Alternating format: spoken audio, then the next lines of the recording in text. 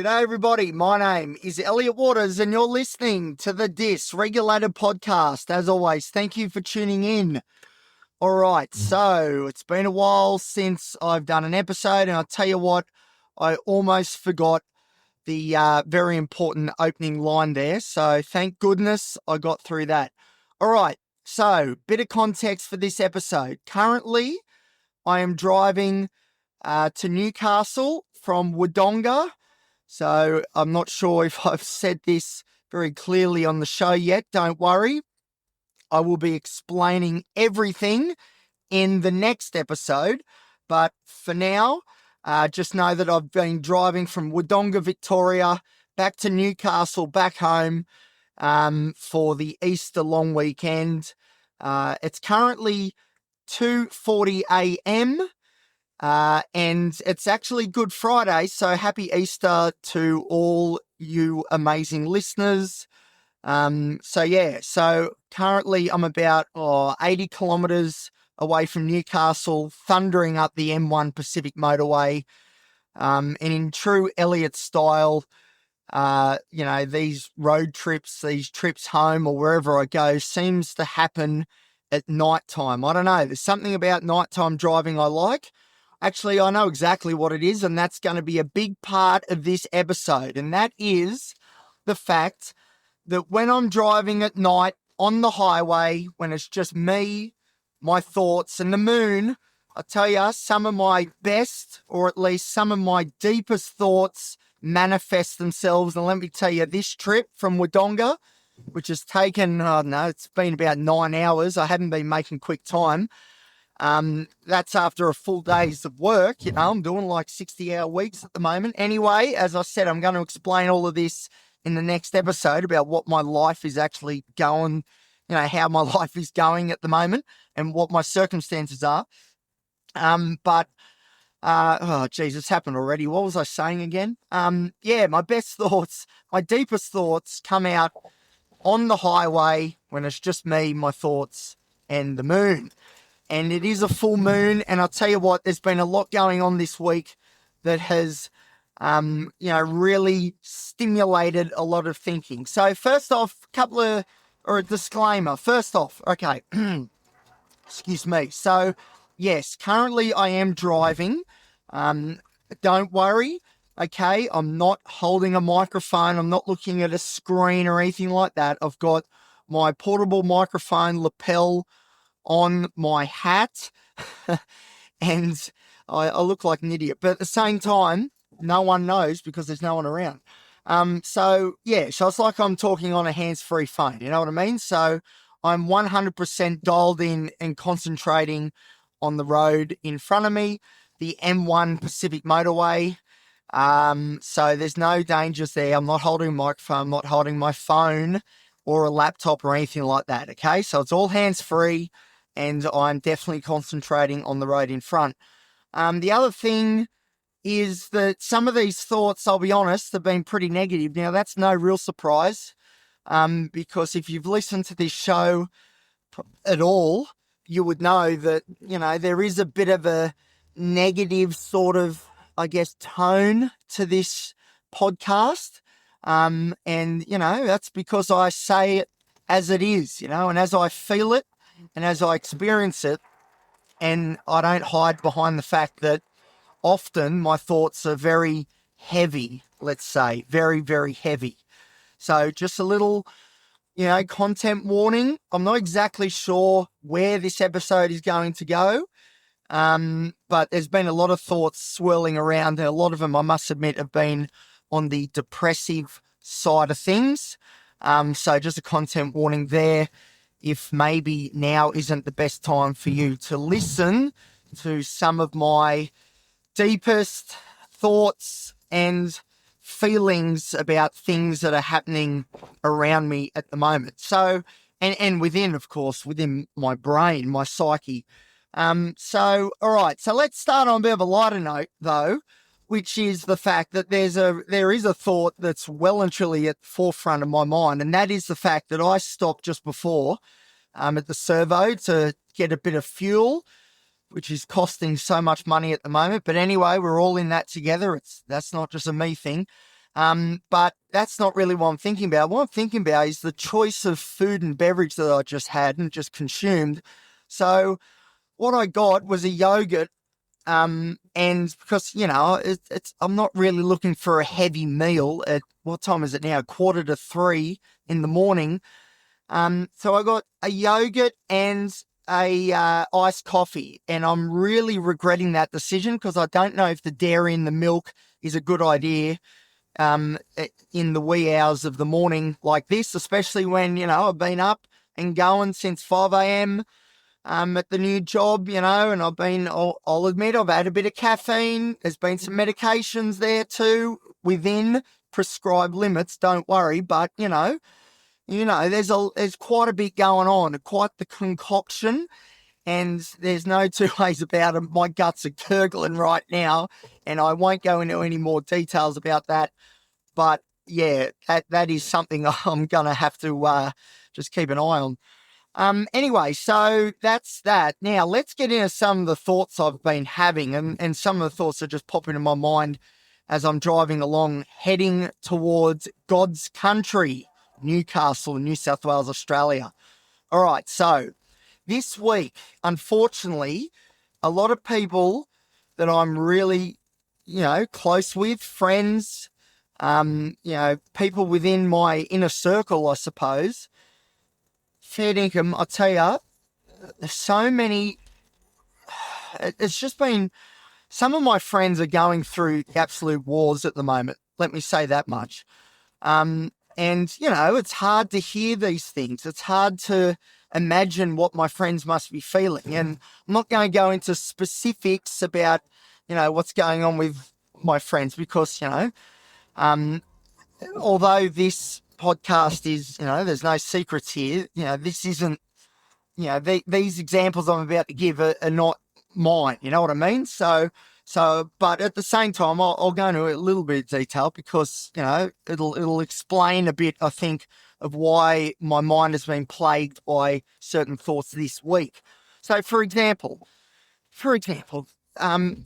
friends of mine, one friend has been discharged from hospital, which is great. But, I keep thinking how my friend has had to go back to hospital again. And that has been, it's been hard because I'm trying to, not that I'm the person who's got the answers to everybody's problems, but at the same time, I'd like to come up with something if I can for my friends. And this is a theme that's happened with all of them. But it's been very difficult, partly because I'm not in Newcastle anymore. I'm at Wodonga, Victoria, which is 8 hours away. So, physically there's this distance between myself and the people I care about that are going through such difficult times. And that in itself has been difficult because, I'd like to be able to do more, but I can't because of distance. And then there's another friend who has just gone back into hospital, unfortunately, which is very difficult for my friend. But again, I care about these people a lot, and I guess I'm an empath, and yeah, it's hard to know that my friend is unfortunately, finding themselves needing to go back into hospital. Don't get me wrong. Hospital can be the best place depending on the circumstances, but at the same time, I'd prefer it if those that I care about, or everybody really, but didn't have to go to hospital, and it is hard. Another friend has lost a parent during the week, and there's some pretty traumatic and unbelievably tragic circumstances around that, and that's like I can't even begin to imagine how my friend must be feeling about what's happened there. And again, I've been thinking a lot about that as well. And then another friend who essentially has been my mentor, and is unfortunately also in hospital, but not for mental health reasons. But yeah, like the situation there is not good, and that has oh man, I don't know. It's just so sad, you know. Like, it's sad for anybody that's in that situation, but, you know, like I said, my mentor, you know, has taught me so much, and yeah, it's just hard to know that, that these things happen, you know, because, you know, these friends of mine, you know, I look at them and think they're superhuman, you know, and unfortunately, when these things happen, I am reminded that, you know, when it comes to life, it can be over any moment. Things can change in an instant, and it can be all done, you know, or things can happen and people's lives are forever changed because of that, you know, and there might be, say, a burden or a, you know, a trauma or whatever to carry from there on in, you know, and that's terrible. You know, you don't want anyone to feel like that. And it's just, and then there's the people around, you know, the people that care. I guess I'm one of them, but also, you know, the people around these people I'm sort of talking about, but more broadly, it affects so many people, these negative things that happen in life. Now, this is the real big crux of the, you know, the thing I've been asking and dwelling on. And this is something that I've dwelled on for as long as I can remember, you know, like at least in my early teens.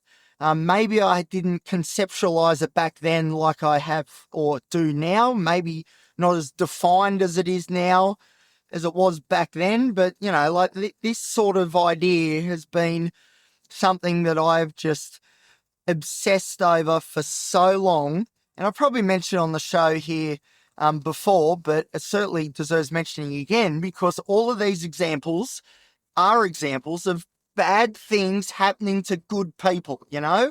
And that's the core question. Well, the question is, why do these bad things happen to good people? And I've always wondered this, and it's not just when things happen to those closest to me. You know, I watch the news and I see bad things happening to people, you know, and it's like, man, why? Why does it have to be this way? Why do people have to go through these events, these circumstances, to then carry these burdens, these traumas, and all the negative emotion and everything that goes with it? You know, like, why does this have to happen? Why is this part of the human experience? Because that's the thing, you know, when I am not thinking particularly logically or not using my wise mind, if you want to think DBT, you know, sort of approach here, it gets that question gets very, I guess, simplistic, which is, you know, bad things keep happening to good people. And it's, you know, it's more than that, it's deeper than that, because I've never met anybody who has got off scot-free when it comes to life, you know. Everybody has something. I'm telling you, everybody has got something going on. Everyone is fighting a battle. And, you know, and obviously I'm with you all. Of course, this podcast is essentially me recounting my own battles. But, you know, I don't understand why this has to happen. And as somebody who has been to my version of hell, and, you know, I've had to ask myself the question before, is it worth going on? You know, is this it? And I've danced with the devil, you know, and I've stared potential, you know, death in the face. And thank goodness I was like, you know what? Screw you, man. Somehow I'm going to keep going on, you know, and, you know, I'll give myself credit there. I'd like to think I'm pretty resilient, but it's not just me, you know, like, that's the whole point. Everybody has got stuff going on. But knowing acutely what those feelings, those negative feelings feel like, because I've experienced them and experienced them so often and so deeply. Unfortunately, that's the reality of having mental illness. You know, I've been to my version of hell quite a bit. I guess maybe more than the average person, but at the same time, anybody going there, to me, is tragic. But at the same time, I also am aware that that's part of the human experience. And as much as I try to intellectualize this and conceptualize it and come up with some sort of way to mitigate this and to stop myself and also others going through that. I can't come up with that answer. And I know that, I'm just a mere mortal. When I'm manic, yes, maybe I think that I've got some divine right to cure people's depression and anxieties and all that goes with it. But, I don't. I'm just a human like the rest of us. But I cannot stop obsessing over this idea of these negative events happening to good people who just don't bloody deserve it. They don't bloody deserve it. None of us do. So that's been really playing on my mind on this drive a lot. It's been playing on my mind a lot this week. And I've kept it composed and stuff. It hasn't overwhelmed me or anything, but at the same time, it's another of those heavy burdens, I guess, those significant loads to carry, and that has had a bit of a psychological toll on me. But again, forget that. It's my friends that I'm thinking of, and they're, forget my troubles. Nothing. Things are going pretty good. Well, okay, things aren't going perfectly well for me, but yeah, compared to, unfortunately, the circumstances that some of my friends and closest people, have found themselves in, Anyway, so that has been a big part of what I've been thinking on this drive, this very, very long drive. And, I'll be honest, don't get me wrong, I'm locked in as I'm driving now. There's no dangers here. This is why I'm going to be a great truck driver, because I can lock in. Even when I'm tired and fatigued and I'm feeling fried and cooked, doesn't matter. I lock in, there's no mistakes. I get the job done. And, once again, I've proven it to myself. I've worked 11 or 12 hours today, and then I've got in the car and now I'm driving to Newcastle and, easy. I'll drive back to Wodonga if I have to, right now, whatever, I don't care. Okay, not really, I need to sleep, but still, you know what I mean? I'm locked in. But at the same time, I am, it's been a big week because I have started this new job, which I'll talk about more in the next episode. But, I have been so anxious, since I've started this new job, which I knew I would be. There's no surprises there. But I have been. So, and needless to say, the hours have been pretty long.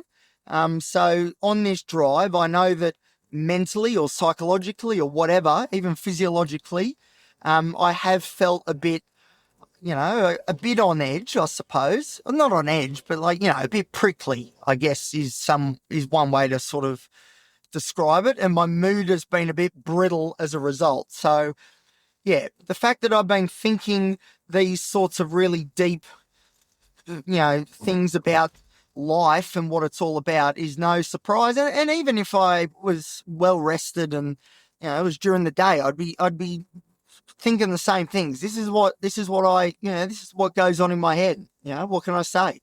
I don't know. As far as I understand, not everybody else has these sorts of obsessions about these really deep questions of life itself, but I don't know, I do, so whatever. But yeah, there's no dangers here either as far as my thoughts go. This is well within understood parameters. It's just, this is just part of what I do. That's not the only thing I've been thinking of though. So again, on these drives, I'll admit, usually I will think about relationships, whether it's not necessarily I think about, well, I guess I think about past relationships, but not necessarily, the individuals themselves and longing. I certainly am not longing for any of my past, I guess romance. I don't know, what would you call, my former girlfriends, ex-girlfriends, there you go. And don't, that's not, but at the same time, I do think about relationships a lot. I think about the fact that I'm not in one and haven't been in one for a very long time. It doesn't look like that's going to change. And I have been trying to get used to this idea that maybe I am going to be a lone ranger, and I just got to do my own thing, and that's all right. And for the most part, I've sort of accepted that, although the door is certainly open if somebody wanted to knock on that door and maybe, walk in and say g'day. Anybody listening, by the way, if you enjoy the show and you're a big fan and, you feel free to reach out. Anyway, Instagram, the dysregulated.podcast. But anyway, so, it's no surprise. I think about relationships a lot. I've got BPD, borderline personality disorder. I've got all the other stuff as well. Relationships is a huge part of my life, whether I'm in one or I'm not. The idea, the concept of a relationship and all that it means and all that it can bring and all that maybe, will be missed if it doesn't happen, longer term. That topic is something that I think about all the time, I'd almost say constantly. I'm sure subconsciously it is 100% just going round and round and round, and very often every day, multiple times a day, it will rear its ugly-ish head. And, because this is the thing, right? And this is what I've been thinking. Me, myself, okay, this is going to be a bit abstract, but hang on, okay? This will make sense, I think. So me, the self as I am now, a 35-year-old, I don't mind the idea necessarily of me just doing my thing, At this point, I don't think it's the end of the world. I think there's other ways in which I can gain, fulfillment, and that's through my really strong meaning and purpose. I've spoken about this on a previous episode.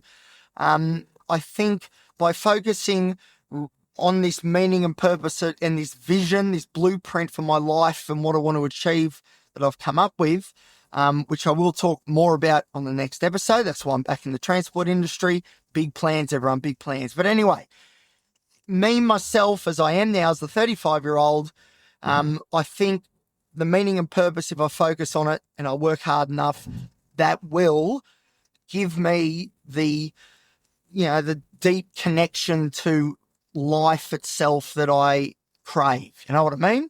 I think that will do it. The problem is, though, and, this has been a big part of this drive, especially when the sun has gone down. It's a beautiful sunset, right? Coming out of the Riverina of New South Wales, heading towards the Hunter. The sunset was, I'm not going to lie, I put it on my personal Instagram, and really I should have done hashtag gratitude, because it was one of those moments where I pulled over and took a little video, and I was like, man, this is beautiful, how I practiced gratitude in that moment. I was like, this is pretty cool, that I get to drive to Newey for Easter long weekend, see me family and friends, and the fact that I get to see this sunset just sort of really, it sort of set the tone. But that's the thing, it set the tone. A beautiful sunset with pink colours and all that, it reminded me of love, it looked like love. I was going to say personified. It's not personified because it's not a person, but love manifesting itself in nature. There you go. And it was beautiful. And I couldn't help but stand there while I was pulled over on the side of the Hume Highway, looking at this sunset, thinking, man, wouldn't it be nice if I had a beautiful partner, a beautiful girlfriend, a beautiful, 35, so a beautiful wife, even some beautiful children, my beautiful little family. Wouldn't it be amazing if, that has, hang on, I'm getting my words mixed up. It's just gone 3 a.m. So, give me a break. Wouldn't it be nice if that had eventuated and I was in that moment with my little family, and I sort of stood there and I was like, damn, maybe that is something that I sort of want, and maybe, I don't know if it's a good thing that I feel that way, because I have tried very hard to, I guess, really put a lid on that whole idea and the feelings associated, because it's like, a big part of me is just, accepted my fate that, it's not going to happen. So, if I don't think about it, I don't concentrate on it, I don't feel it and embody it, that's the safest and best way forward. But in that moment, I guess that beautiful sunset was able to penetrate my defenses, and I imagined myself with my little family, or at least, a beautiful partner with beautiful blonde hair and, just, blue eyes, just like me. And I don't know, I had a real longing for that. And that has also flowed through on this drive. So relationships, there you go. That has been a huge part of this. And that's no surprise because it always is on these drives. As I said, it is every day, but big time on this drive, big time. And I don't know, I don't mind that, in some ways, because, I am an emotional person, and I'm not ashamed of my emotions. I'm proud of them, and it's my emotional depth that I think makes me who I am. It is just hard to, I guess, let those emotions do their thing when I'm also thinking at the same time that, this is just a fantasy, this is just a dream, this isn't reality, and it ain't going to eventuate. So that's hard. And then that flows into thinking about past relationships and, because they all ended pretty badly and all in similar ways. Unfortunately, borderline personality disorder, it tends to, there tends to be a pattern, and unfortunately that pattern has repeated itself over the years, and I still carry quite a bit of regret, guilt, shame about some things that happened. And although, as far as I'm aware, all my former girlfriends, have a pretty, I think, high opinion of me, which is great. There's no two ways about it. It wasn't good, and I still carry that guilt around. So it's not so much, damn, I wish it worked out with so and so. It's not that so much. It's more, I wish that, X, Y, and Z didn't happen, I guess. So, and then, okay, this is the real big point though. So that was all going through my head, but this is it just gets deeper and deeper. This is the thing. No other podcast, I'm telling you, goes to the depths that the Dysregulated podcast does, okay? There is no show that is deeper, that is more raw, genuine, honest, real, fair dinkum than the Dysregulated podcast. There is no mental health show on the internet that gives you what I'm giving you right now. And here's another example, because it goes deeper, because then my inner child presented itself to my consciousness, to my psyche, and my inner child and I, we sort of had a bit of a walk down memory lane, and I'll be completely honest, my inner child is really longing for its, twin flame, the inner child of my partner, my wife, this idea of both inner childs, sort of holding hands and, experiencing that pure, innocent sort of, deep connection, emotional connection.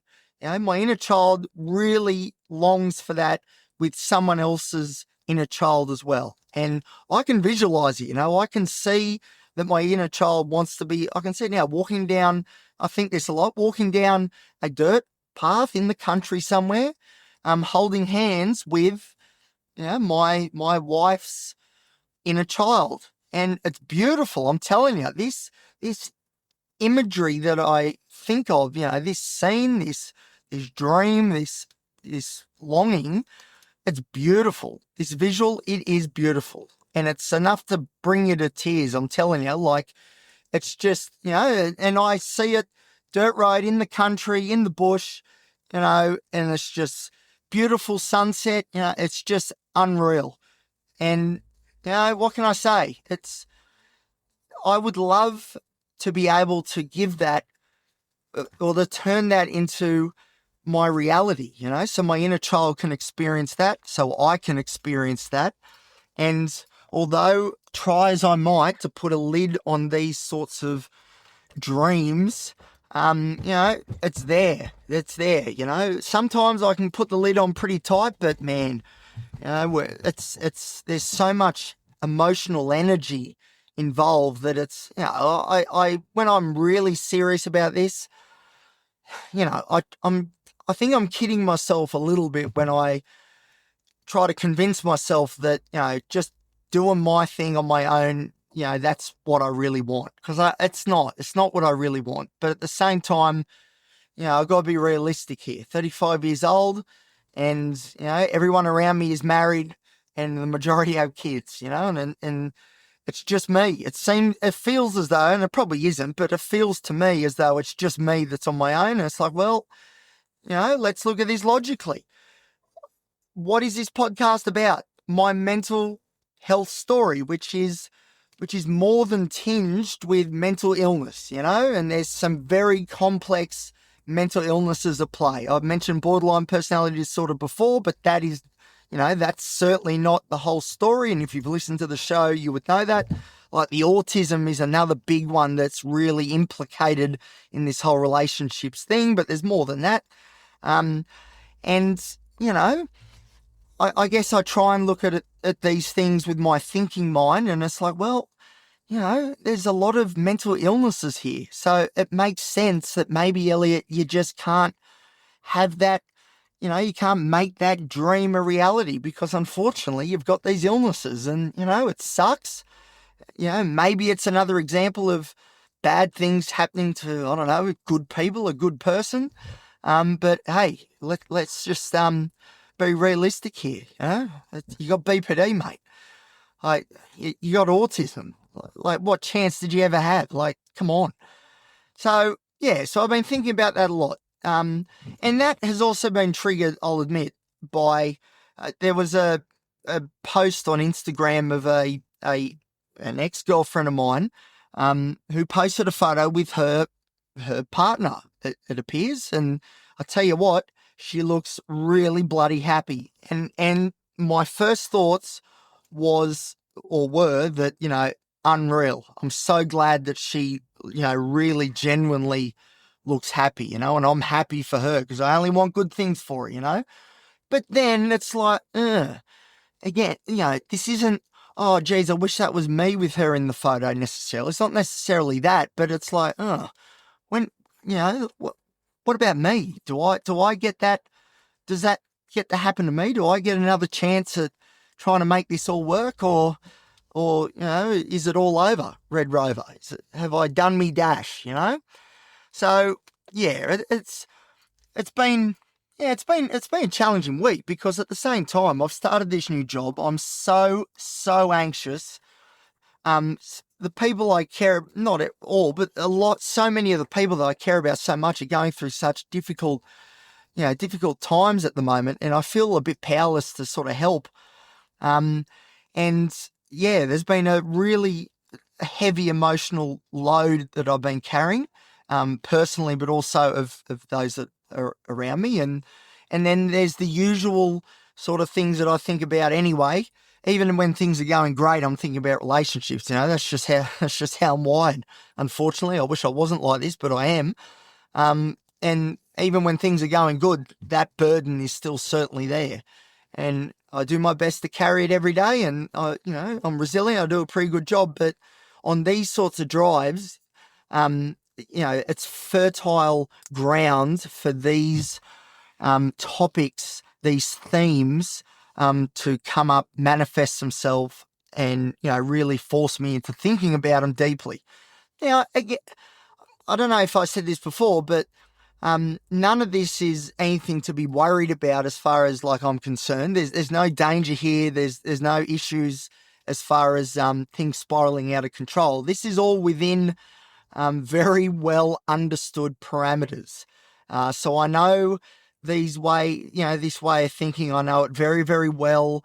There's no danger here. It's just how my mind operates. I get obsessive about certain things, and these are the things on this particular drive that I've been thinking about. So, but there's other things too, and I'll wrap this up sort of quickly because I am almost home, which is good. What time is it? It's 3:15. Great timing, Elliot. You're really looking after that sleep. I know so well how important sleep is for mental health. After all, my honours thesis in psychology I did at university was on sleep and its effect on metrics like depression outcomes, let's say, and anxiety.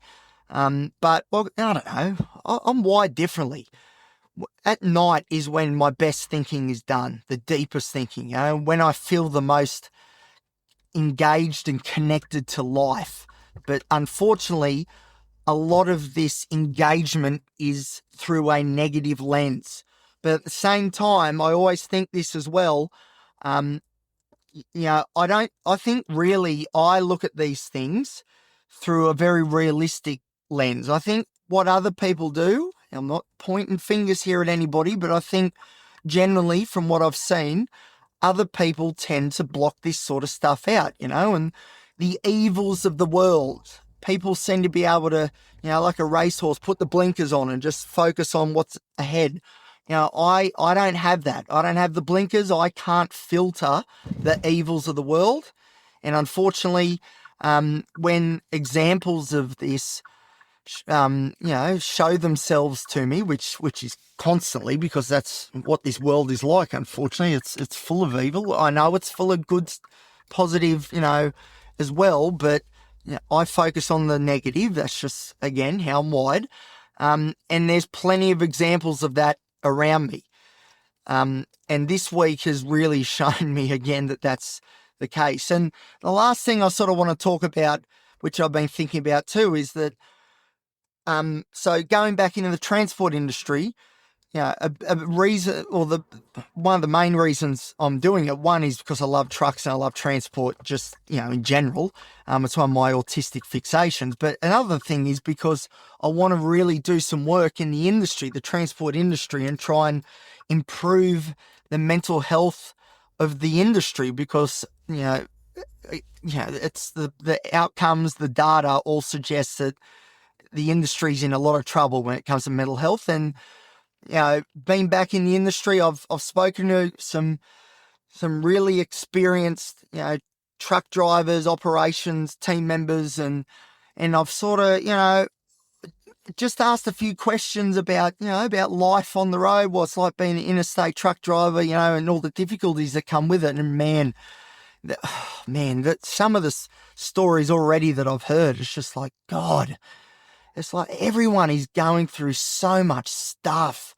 Nobody gets off scot-free. And already people in the industry that I've spoken to that on the face of things would appear to me, that wouldn't be very emotional, but man, it doesn't take much and people just open up because everyone's going through stuff. Like right now, there's stuff going on with everybody. And it's all, if it hasn't, shown itself to the world, it is bubbling just below the surface. And it's hard because a lot of people really, make sure that it doesn't show itself to the world and to everybody, for whatever reason, stigma, for example, being one, but there's plenty more reasons than that. But unfortunately what happens, and this happens with men a lot, and I think this happens in the transport industry a lot too, although I'm still investigating this, but people appear to bottle it up, and then all of a sudden the pressure explodes, and by that point, it's too late often to intervene. Interventions, it's too little, too late, and then some pretty significant things can happen. So already, just because unfortunately, I guess most people, I tend to judge people, on face value or judge a book by its cover a little bit. And, a lot of these interstaters that I've spoken to already, it's like, look, this person won't be feeling any depression or anything or anxiety. Like, come on, look at this, tough as nails, and even that is feeding into the stigma a bit, and which is what I want to work on. And in some ways, it's a good thing that I'm a little bit sort of buying into it because I have first-hand experience of the stigma because, yeah, unfortunately, in some ways I've succumbed to it myself. But, all it takes is a few little probing questions and then boom, everyone's got a story. It's just, oh man, I don't know. It's just, that's what I've been thinking about on my drive from Wodonga, Victoria, from the Victorian and New South Wales border to the Hunter to Newcastle, where I am right now. I'm probably 10 minutes away from home, which is pretty cool. And it's now 20 past 3, which I need to stop focusing on because whatever, who cares? I'm going to go to bed. It's all good. It's Good Friday today. It's Good Friday today. So it's all good though, because I'm back in Newey. I'm going to see friends. I'm going to see family. It is all good. But yeah, so there's a bit of insight into what I've been thinking about for the last 9 hours. And also frequently every day throughout the week, but more than that, just every day. So yeah, that's the, again, I don't know for sure, but I don't think other people or not everybody, again, this could be me just judging a book by its cover, but I don't think most people think about things like this so obsessively and consistently. And I don't know, tell me, maybe I'm wrong, maybe I am wrong, I don't know. But yeah, that's how I operate. That's what I think about. And like I said, there's no sort of dangerous aspect to this. It's in some ways it's almost comforting because I've been thinking these sorts of thoughts, I don't know, forever. So, but yeah, and there's been some great music that I've had on this trip too that's just really, taken me back and, just got these memories going. And I love that sort of stuff. Even the hard memories, I do enjoy, diving into the river of emotion. As long as it's a river that I've got a life jacket on and I know I can get out when I need to. But, I do love feeling, I guess, in a lot of ways, the full spectrum of emotions, and I love feeling these deep emotions because it makes me feel alive. And as someone with BPD, I crave this supercharged emotional, experience. But at the same time, there's no two ways about it. A lot of the material, the subject material that I think about is pretty heavy, and that does wear me down. It does wear me down. And but anyway, that's what I've been thinking about on this trip. I don't know if this episode has really made sense or if there's been any flow to it, but whatever. That's just, I'm pretty much just, downloading to you guys or uploading one of them.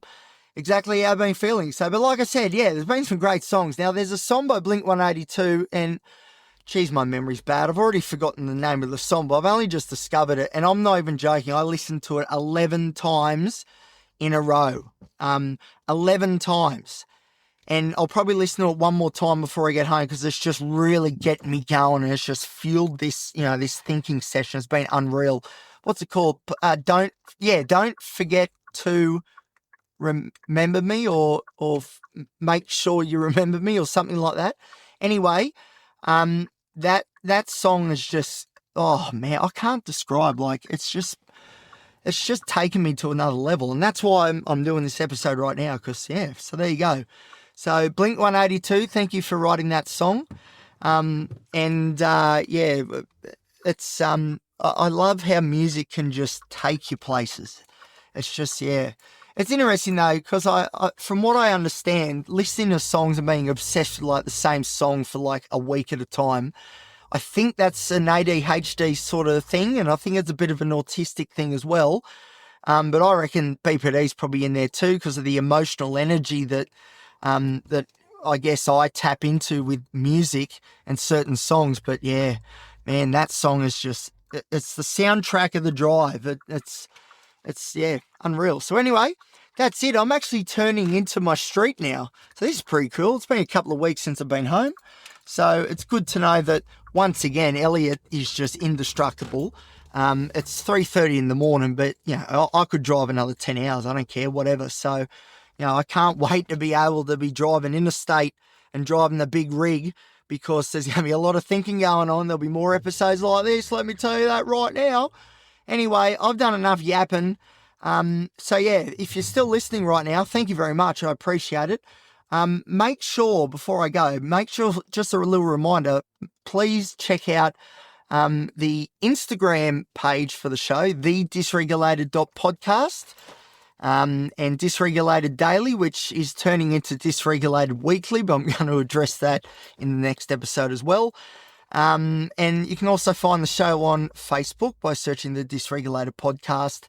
And if you're enjoying the show and you think that maybe some mates of yours might get something out of it, by all means, please share the show around.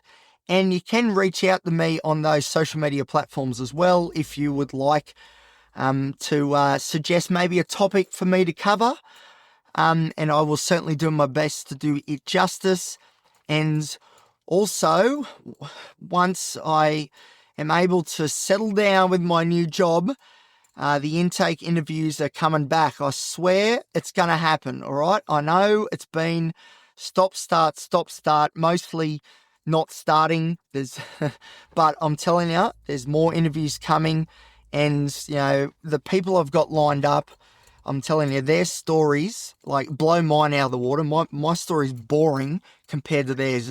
It's unbelievable. You know, I love hearing people's stories because, again, it taps into, the depths of our lives, and everybody's story is so unique and has so much breadth and significance, and anyway. All right, I'm talking too much. I've got to go. Thank you for listening.